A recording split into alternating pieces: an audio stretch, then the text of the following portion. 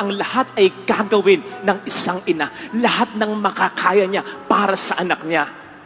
Kahit mali ang anak niya, pagsasabihan niya yan, papagalitan niya yan, pero sa huli, kakampi pa rin niya yan. Kakampihan pa rin niya yan. At kahit nasa banig na ng karamdaman at wala nang magagawa para sa anak, sukat ibigay ang buhay, may magawa pa rin sa anak.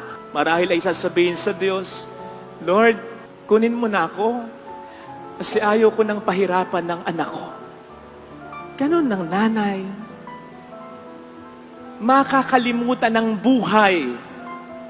Buhay dalaga, makakalimutan ng buhay.